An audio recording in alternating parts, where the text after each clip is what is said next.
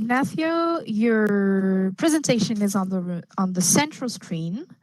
You can use the presentation tool as a PPT slider. It's really easy. And if you want to share your webcam, for instance, like Luzine, you right-click on the screen and you open your camera. Yeah, I tried that. It didn't work. So I guess I'll do it without camera. Sorry about that. Okay. This meta world sometimes doesn't work in my system for security reasons. So, all right. Good morning again. Let me see if I can have control of my presentation now. All right. Now I see my presentation. Okay, so again, welcome everyone. I don't know how much time do I have. I still have an hour, or you guys want me to end up by 8 in the morning here? You have half an hour, Dr. Ignacio. Okay. Very good, very good. So again, thanks at Universal for bringing me here virtually in this Virbela meta world. And I was listening to the former keynote speaker, to the previous speaker, and I'm going to also talk a little bit about leadership, as you can see here in my slide. So, and what can we do from business schools to help develop the leaders that this so complicated world that we are building, and together with some external issues is bringing so much challenge, but also so much opportunity, as you can see here. And this is something that a long time ago, Winston Churchill mentioned, give me a few crises so I can shape up opportunities and take care of them. I think we're full of opportunities if we look at the crisis that we're facing. Definitely, we're starting to think a little bit more post-pandemic, even if we've seen in Europe that a new wave is starting to impact. Probably the COVID wave will have a lower impact in developed countries due to large vaccination ratios. I'm not that sure about developing economies, and many countries in Africa or in Latin America still are lacking enough vaccines, and their vaccination rates are very low. So we'll see what happens. But the world is looking, or it is starting to think post-pandemic. So we're starting to see some light after this almost 18 months of darkness, this economic, sanitary health, planet health.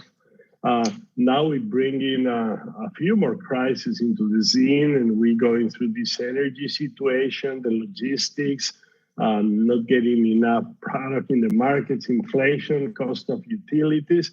So plenty of crises again, to think like Winston Churchill. I mean, how do we bring this into opportunities and build new beginnings? And this is what also business schools are about. Shaping up for our own internal business model, for our own mission and vision, and also for the sake of supporting our students and community, this positive thinking of bringing opportunities on the table. So if someone can help me with the screen, I got it. Thank you very much. So even with this situation that we're going through, and I will talk now about capitalism and democracy and the impact it had in our world.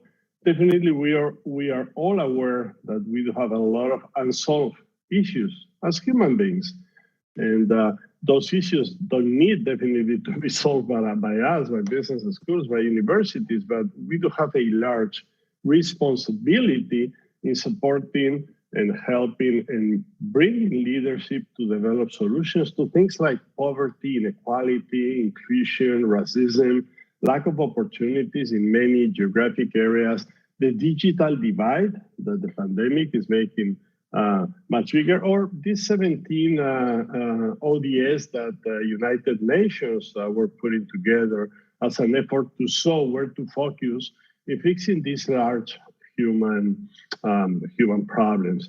Actually, there is this tendency on entrepreneurship that is focusing, it's not social entrepreneurship any longer, it's conscious entrepreneurship, focusing on solving these large unsolved human issues. So we have a few red lights, and if we just talk about sustainability and we did follow the Glasgow discussions, we see we have a large Houston, a large problem, because we are not able to agree in the different geographies and country business models. Actually, Tecnológico de Monterrey was at Glasgow presenting our sustainability plan, how we can modestly contribute to healing the planet. And this is one of the ways in which definitely businesses, schools, and universities need to sort of lend a hand to solving these unsolved and sometimes weak issues. So let me move this thing.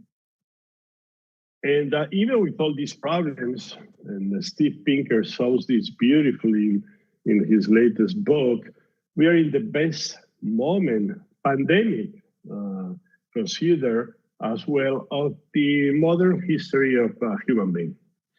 And if we look at the wealth that we are able to create, if we are looking at the per capita income and how this is growing, there is this study done by Russ Sisodia.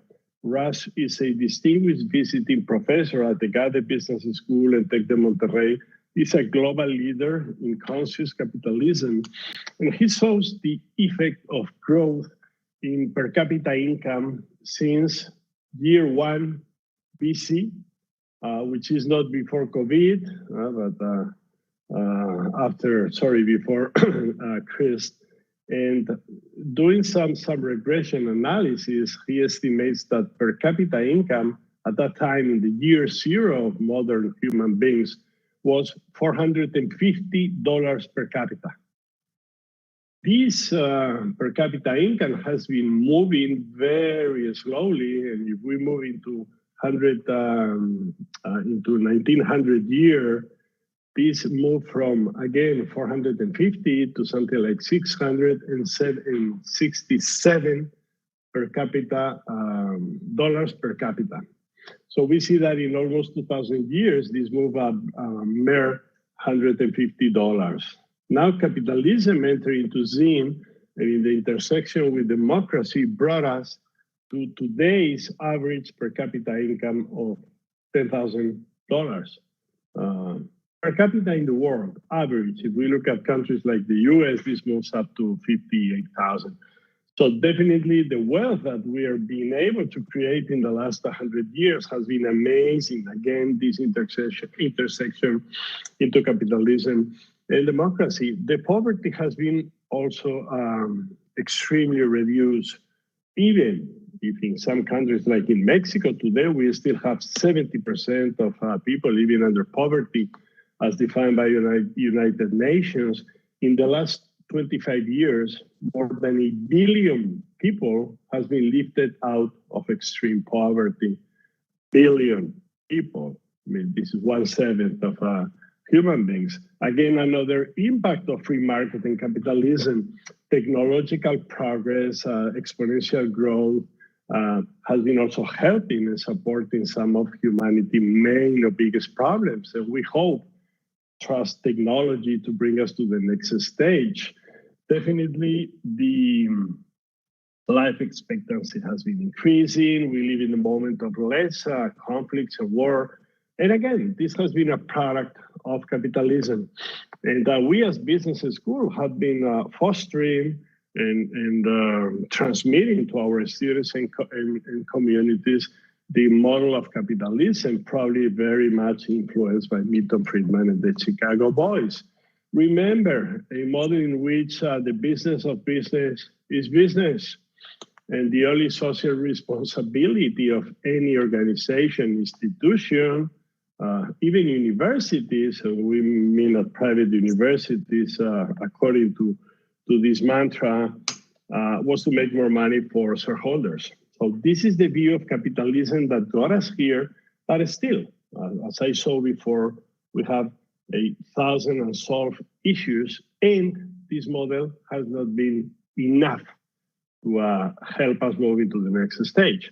So we need to work around, and this is a responsibility of, let me move this thing, a shared responsibility in which definitely business schools and universities need to take action, to solve some of these issues, inequality, still extreme poverty that is moving into rural areas and some of the geographies, our ecosystems we kill in the world, definitely, and this huge inequality between the high income and low income countries, 52 times greater in the first one. So is this the world we want to live? I believe we all agree that no, and that this is not sustainable, and that this model of capitalism that got us here need to be somehow adapted and twisted into a new version of capitalism that will help us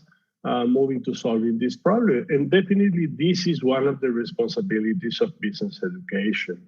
I will show in a few moments how we are working on developing some actions to move from the Milton Friedman capitalism into a new capitalism model. Again, a capitalism model that definitely puts the action or the accent also in generating revenues and creating wealth and returning to shareholders. Without that, there is no private businesses and no economy and no taxes, but goes beyond that and serves some of the profits with the communities, with the employees, with shareholders, and definitely also helps or has a vision about harming the planet, or even healing the planet as part of the mission and the business model. So again, this is something that business schools should have today in the agenda as a major responsibility of all educational institutions, definitely business schools. And we've been focusing on excelling in disciplinary teaching, in having the best faculty, in developing high impact research, sometimes looking at citation index, not in the impact of the research itself. And students today are not satisfied with that offering. I'm exaggerating a little bit to provoke you, but this won't be enough. And today, in this after or post-pandemic scenario, students are becoming more and more conscious. And of course, they want to have the best faculty. They want to be exposed to the best research and knowledge generation.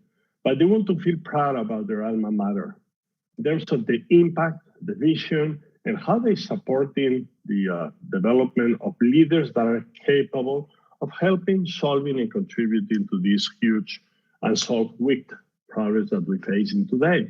So again, having the best marketing curriculum won't be enough. How do we move into marketing with some beyond consciousness? How do we move into operations with circular economy vision? How do we move into finance that are also sustainable and inclusive? How do we move into conscious leadership development? So these are some of the things we've seen today, and the pandemic has been exacerbating and accelerating. So again, I mean, the role of universities and business schools has been expanding in these last few months, and the technology is allowing us to go, move, hit, and impact much more audiences that we used to be able to. We used to be confined to our face-to-face scenario, and we've been experiencing that through technology, we can get anywhere in the world. Again, growing our global reach, our global impact, and definitely reaching global audiences. Adding flexibility. And that was quite surprising in a meeting a few days ago with some global colleagues, that they were sort of thinking that after the pandemic, we were going back to where we used to be. Meaning by that, now if our model is mainly face-to-face, we will be back there. And we have 1,000 students at our business school. We will expect that these 1,000 students will be back in the classroom in our face-to-face case method teaching or whatever. And I don't think so. I think that we've been learning as educators. We've been developing technologies, and the industry has been growing exponentially. But also our students have understood in those schools in which they didn't have access to hybrid or online models, and most of us were before pandemic delivering through technology. But even in these cases in which we were 100% face-to-face, our students experience something that they enjoy. They enjoy the flexibility. They enjoy the empowerment to take decisions on where to join a classroom face-to-face and when to maybe stay remote or hybrid. And this is today already a demand from our students, the flexibility they get through technology. And we will see a huge impact on that. And at Tecnológico today, we are defining the percentage of online and hybrid that will be part of our delivery model, not in the future, next year, next semester that we're programming. Something interesting that I saw as a faculty myself. So at some point in Mexico, recently actually, we came back to having the government permission to go back face-to-face, not with a full classroom, maybe with 50, 60%, depending on the state. So we opened up the model, we developed and we installed some technology that would allow us to be hybrid in a much more fluent way. And I'm pretty sure you've done this. After going digital 100%, you'll be moving into hybrid. So we sort of put 750 classrooms equipped with this technology. And imagine we had a class on operations at 5 p.m. on Mondays, and we were supposed to have, let's say, 20 students in the classroom and 20 students remote using the hybrid technology. We were getting 5 in the classroom for a few months, and 7, and the question was, how come you are not coming? Well, I'm not coming because I enjoy also having the flexibility of deciding if I attend class or I stay remote, and then I make my agenda. So let's take a look at this and how the models are going to change in the future regarding delivery methods. Things like well-being, the health of faculty and students, mental health issues, definitely the impact of different types of educational models and products from micro-credentials to MOOCs engage into the curriculum, these alliances between companies and universities, and I will talk about this in a minute, and definitely this sense of lifelong learning. And this is not something that is defined under a phrase. This is something that it's a need. And I think it was Peter Drucker who said that if the speed of change out there in the industries and markets you serve are larger than your internal transformation, you will be done. And I believe this applies also to our industry. And what we see out there is exponential change. And if we are not able to adapt, to learn, and to offer solutions to the development of one of our students throughout his career, I don't think we will be useful any longer. So this is about lifelong learning. This gives sense to lifelong learning as a role and a big opportunity for all of us. Closing these slides, role of universities, businesses, schools, definitely traditional ones like generate research, knowledge, having the best faculty, being selective in students, developing our delivery methods and our pedagogies and educational models, but also impact society through science, through technology, and through advancing the leaders that these societies require in a much more cooperative way, probably with higher international reach and impact. So let me focus a couple of minutes in technology, and I believe I have something like 12 minutes to go. So this is an analysis that Gartner is doing about the biggest disruptions. You're used to seeing these things. Every year we see which technologies are going to impact more the way we do business. in any given industry. We can definitely apply this to education. And what is different and what it's starting to be part of this equation is how technology and people is starting to interact. Remember at the beginning of artificial intelligence, we were having all these discussions and all these concerns, and how is this going to impact the humans as we are today? Is this going to be a ruling body of humans? And we were starting to see a lot of ethical issues around this, or all this technology. So Gartner is showing 7 large disruptions, and 4 of them are, let's say, human-centered. A human deal, treat people like people, and this should be a no-brainer. The ethics embedded technology, and I just mentioned about the need of technology to have a moral footprint. The third one is the digital human economy. And finally, these emotional experiences that is defined as mood-oriented computers. That is going definitely to put humans in the center of artificial intelligence if our colleagues from Gartner are correct. Technology. So how do we treat technology in the classroom, outside the classroom, in the design? And we are now also redefining at the EGADE and at the Monterrey our digital education strategy. And when you talk to people and faculty and some students, they go like, oh yeah, the digital strategy will be hybrid in the future. And definitely a definition of digital education goes way beyond child delivery channel, as you know and you understand. And this impacts the full student journey, the full value chain of what we do. So in the design, in the pedagogy, in the contents, in how we put different faculty with industry leaders in the classroom, how do we measure the outcomes of education? We're starting to think on a much wider digital education ecosystem. But still, if we focus on technology, we probably will be missing the mission and the human part of the mission of our institution. So we always need to have clarity that technology is going to be a tool to help us achieve our goals, definitely not the goal. So technology should help us to start conversation, find answers, change minds, be more effective, make difference, all the different opportunities that is offering us. In our case, and as business and school, technology definitely had a major impact through pandemic. Help us to guarantee academic continuity for our million of students all over the world.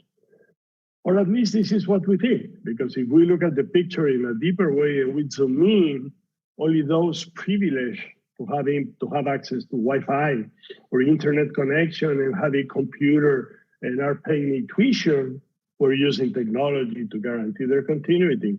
There are millions, hundreds of millions of kids and students all over the world that didn't have access to this opportunity. So pandemic got us this opportunity to use technology, but also made this divide bigger between geographies, unfortunately. And again, this is something that we need to understand and we need to work together to offer solutions for future events. So in the last 7 minutes, let me go quickly about what type of answers are we putting together. And I don't want to parade our institution and, oh no, we're so focused on solving human beings. I mean, we have issues like any of your schools, and we have a focus on different things, and sometimes the unexpected happens, and we need to forget about our great ideas of becoming much more inclusive and fix issues. But yes, we started redefining our thoughts and our strategy towards 2025. Actually, before that, we built a vision for 2030. And transforming a large institution like many of yours is not something you do in a few weeks or in a year or two. Definitely it takes time. It has a large impact on the different communities we serve. So we started developing our vision for 2030, which is leadership innovation and entrepreneurship for human flourishing. And then we started defining what that means and brought it into an action plan towards 2025. The one you see here with 7 big goals. And if you look at the goals, definitely we talk about quality, research, and innovation, and entrepreneurship, always with a last name, conscious entrepreneurship. We talk about keep working on our very or highly innovative educational model, Tech 21st. I mean, we talk about things we all need to do because at the end of the day, we are an educational institution. But we also started to bring into our strategic plan with KPIs and specific actions and groups of work, things like environmental issues or measures for human flourishing. We created a vice presidency on these. They were recently in Glasgow presenting our plan and our strategy. And in number one, we started working on people, on talent. Definitely talent from both sides, our faculty and our students.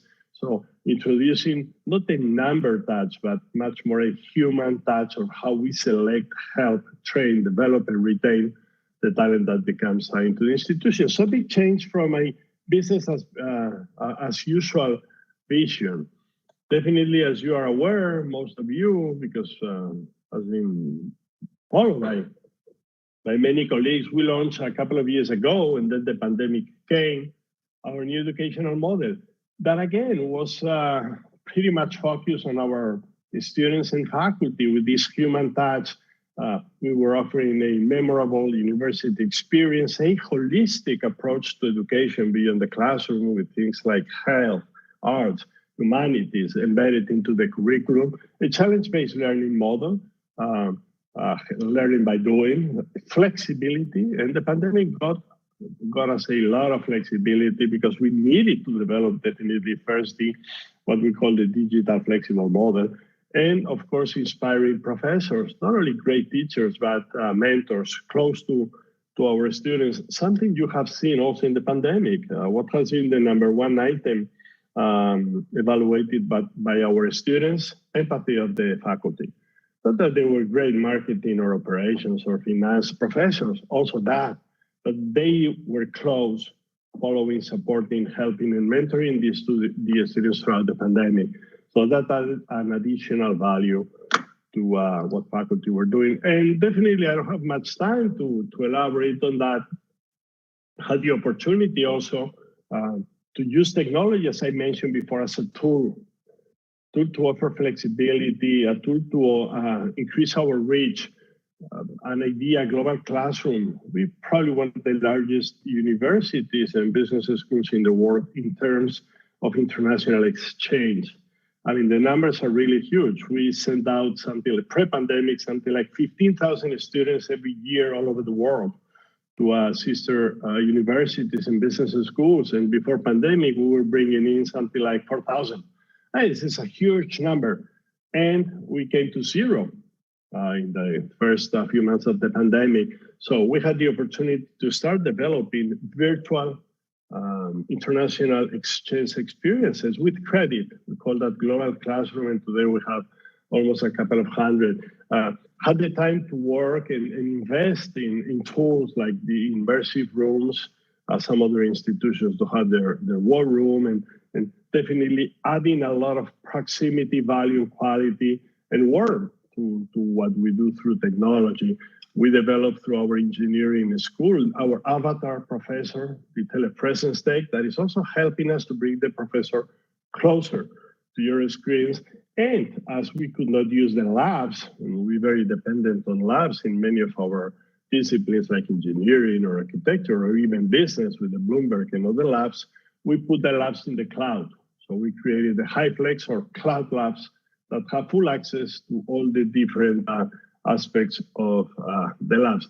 And finishing, bringing more flexibility through different experience and definitely combining different tools and different opportunities. Some of them homemade, some others definitely market produced, like MOOCs, using MOOCs from other institutions to, oops, sorry about that. The thing about the meta world that sometimes is difficult. Okay, here we go. And combining the full portfolio of our programs with this approach. So this is how we are approaching from EGADE today. Our lifelong learning experience, definitely we'll have regular programs, we'll have executive education that is starting to interact, and some pieces are exchangeable for academic credit. And we created this alter learning, which is pretty much focused on flexibility, short programs that again is becoming part of both the executive education and the academic programs. So this is how we see a little bit the future regarding our portfolio. And a final touch, definitely we were bringing into our mission this human flourishing, and we were concerned about capitalism not being able to fulfill and to give solution to most of the human problems that I mentioned before. So we also decided to create a university-wide conscious enterprises center that is launched at EGADE Business School, and it's an ecosystem to bring a conscious enterprise vision into the classroom, impacting all our students, into research, creating a research group that is working on the different angles of conscious enterprising, definitely into the market through consulting and convincing and bringing more and more companies into this vision, and finally into outreach through different events all over the world. So again, to finish up, conscious enterprise is that is definitely focused on revenue and profitability, but it's also focused on creating share value, additional value to employees, to stakeholders, to the communities, and also has a view on preserving and healing the planet. So some ideas I wanted to share with you, nothing too scientific, just provoking. And let me finish as the previous speaker talking about what is the key for success if we really want to have an impact out there. And I could say that there is one answer. Society is demanding new leadership, and we do have the responsibility to bring this into our action plan, in our curriculum, in our teaching, in our research. And even if this leadership profile is somehow changing and adapting to the market, there are some characteristics of leaders today that might not be present in our definition or curriculum. Sort of creative, conscious, compassionate, empathetic, entrepreneurial, innovative, inclusive, and resilient leaders probably make up this profile of future leadership. So thank you very much. And I don't know if we have time for questions or leave the floor to the organizers. Again, thank you for being here. Thank you, Ed Universal, Maria Jose, and team for such a wonderful work and for bringing me here. Thanks a lot. Thank you very much. Thank you very much, Dr. Ignacio de la Vega. Dear participants, do you have any questions or comments? Please don't hesitate.